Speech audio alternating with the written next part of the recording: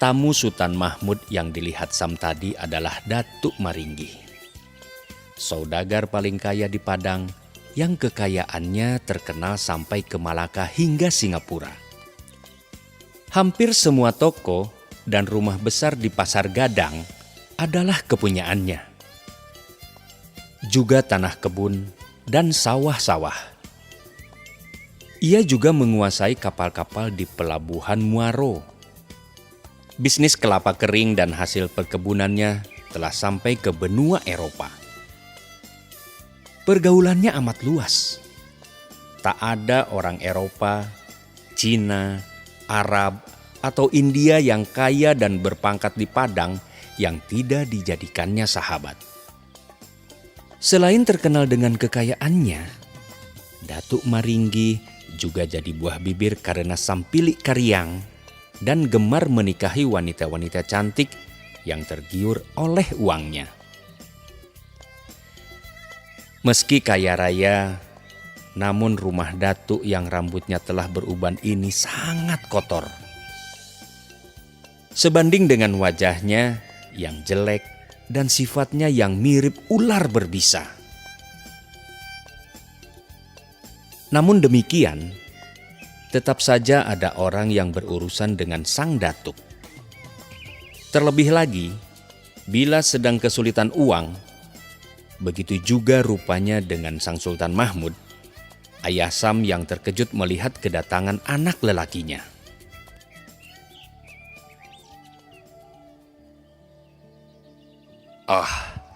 Sudah pukul 1.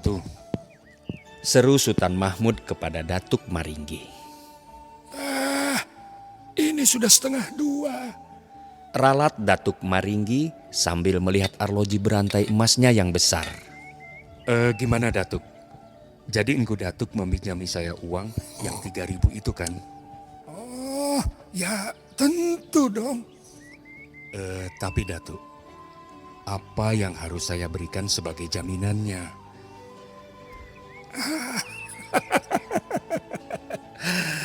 Tidak perlu. Saya telah mengenal tuanku. Nah, jika orang lain, baru saya minta jaminan.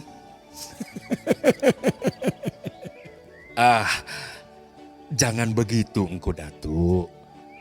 Saya mengucapkan terima kasih karena engkau mempercayai saya. Namun Datuk, utang tetaplah utang. Ya harus ada tanda. Kalau saya meninggal dunia sebelum uang itu lunas, bagaimana? Jadi, besok akan saya kirimkan surat perjanjian bahwa saya telah menggadai rumah dan tanah ini kepada Engku Datuk seharga Rp3.000. Terserah tuanku lah. Sekarang saya mau pamit dulu. Dan tuanku tentu sudah lapar kan? Jawab Datuk Maringgi. Lah, tidakkah kita makan bersama dulu, Datuk? Tidak usah tuanku. Saya masih banyak keperluan. Sultan Mahmud dan Datuk Maringgi lalu berjabat tangan.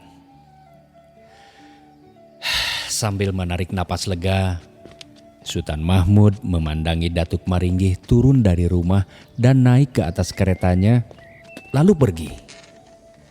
Syukurlah, dia mau meminjamiku uang. Bila tidak, tentu aku harus menjual sawah pusaka. Kalau meminjam pada Bagindo Sulaiman, aku segan.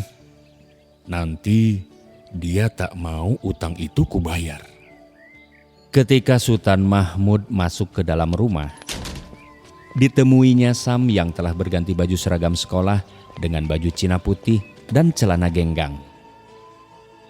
Kalau ayah izinkan, besok saya mau pergi jalan-jalan ke Gunung Padang, ayah. Dengan siapa? Dengan Arifin dan Bahtiar, ayah. Ya kalau mungkin Nurbaya juga ikut kalau dia mau. Dengan Nur? Baiklah. Tapi kau harus hati-hati dan jangan macam-macam di sana. Baik, ayah. Lalu mereka pun makan bersama sang ibu yang telah lama duduk menunggu.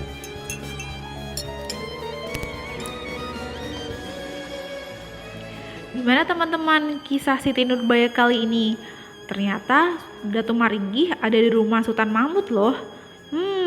Untuk apa ya Sultan Mahmud meminjam uang ke Datuk Maringgih? Penasaran kisah selanjutnya? Dengerin terus ya di chapter keempat hanya di Baruga Sikola.